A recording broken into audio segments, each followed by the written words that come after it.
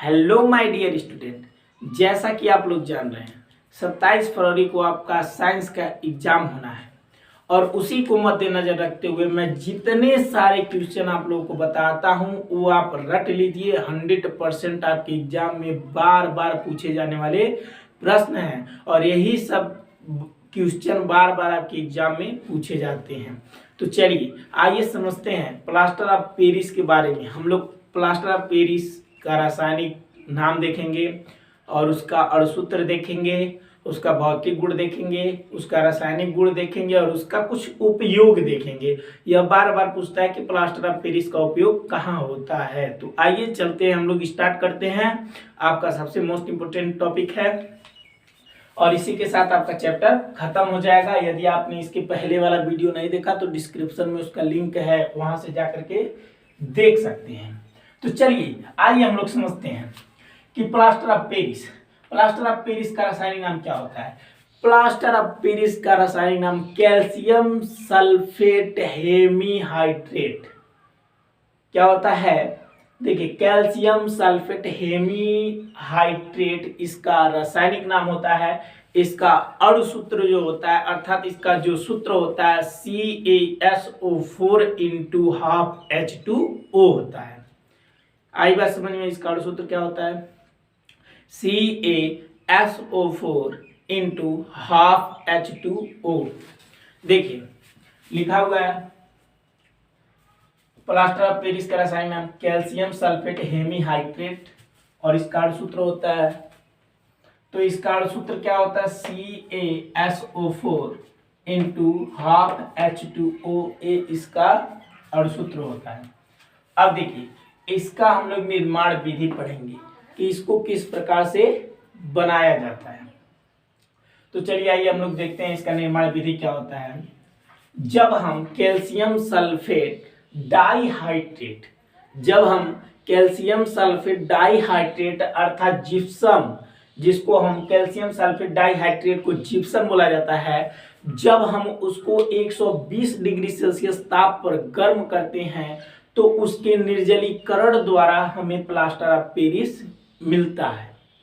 तो चलिए इसको देखते हैं। आप लिख सकते हैं जब कैल्शियम सल्फेट डाइहाइड्रेट अर्थात जिप्सम को 120 डिग्री सेल्सियस ताप पर गर्म किया जाता है तो निर्जलीकरण के द्वारा प्लास्टर ऑफ पेरिस का निर्माण होता है।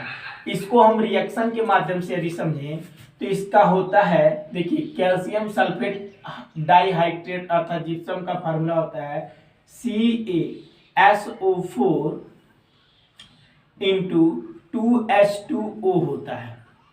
जब इसको हम 120 डिग्री सेल्सियस ताप पर गर्म करेंगे तब जाकर के हमको प्लास्टर ऑफ पेरिस मिलेगा, अर्थात CaSO4 plus half H2O plus 3/2 H2O।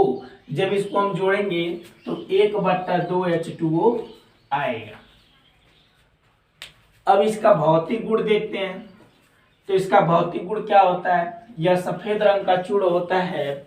देखिए इसके भौतिक गुण में पहला लिखेंगे, यह सफेद रंग का चूर्ण होता है जो जल में अविलय होता है।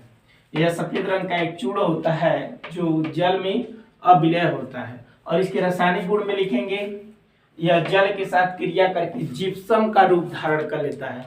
देखिए यहाँ पर लिखा हुआ है जल में यह घुलेगा नहीं, और यदि हम इसको जल में घोल देंगे तो यह जिप्सम का रूप धारण कर लेगा। जैसे देखिए यहाँ पर है ना, यहाँ पर क्या है प्लास्टर ऑफ पेरिस है और इसको जब हम जल में घोल देंगे तो यहाँ पर ए वाला रिएक्शन आपको मिल जाएगा, अर्थात जब यहाँ पर प्लास्टर ऑफ पेरिस में जब H2O मिलाएंगे तो यहाँ पर है जिप्सम बन जाएगा। बन जा रहा है कि नहीं बन जा रहा है, एकदम सेम रिएक्शन आप यहाँ पर लिख सकते हैं। इसको उल्टा कर दीजिएगा, यहाँ पर ये चीजें आगे कर दीजिएगा, इसको पीछे कर दीजिएगा। और इसका उपयोग देखेंगे तो इसके उपयोग में हम पहला लिखेंगे कि यह हड्डियों को जोड़ने के लिए, मतलब इसका उपयोग हड्डियों को जोड़ने में किया जाता है। जैसा कि इसका उपयोग टूटी हड्डियों को जोड़ने के लिए किया जाता है। जैसे प्लास्टर चढ़ाया जाता है ना, हड्डी उड्डी टूट जाती है तो उसमें इसका उपयोग किया जाता है। दूसरा है इसका उपयोग मूर्ति सजावटी सामान बनाने में किया जाता है। अर्थात जो मूर्ति उर्ति आप लोग देखते हैं बनी हुई आती हैं, लगता है कि माटी की हैं, लेकिन वो किसकी होती हैं? प्लास्टर ऑफ पेरिस की होती हैं।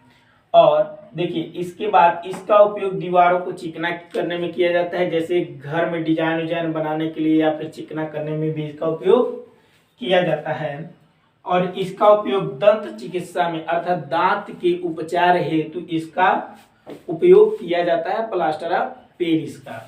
तो ये आपका जो मोस्ट इंपोर्टेंट क्वेश्चन था प्लास्टर ऑफ पेरिस, वो हमने आपको बता दिया। बस एक बार और क्या करना है, आपको इसको रट लेना है ताकि एग्जाम में आप जाकर के इसको अच्छी तरह से लिख सकें और जिससे कि आपको एग्जाम में ज़्यादा से ज़्यादा नंबर मिल सके। तो इसी के साथ ये दूसरा चैप्टर भी आपका समाप्त होता है। अब हम लोग कल से तीसरे चैप्टर पे आ जाएंगे, अर्थात तीसरे चैप्टर का वीडियो आप लोगों को बना करके जितने सारे इंपॉर्टेंट क्वेश्चन हैं उनको आप लोगों तक पहुंचा देंगे।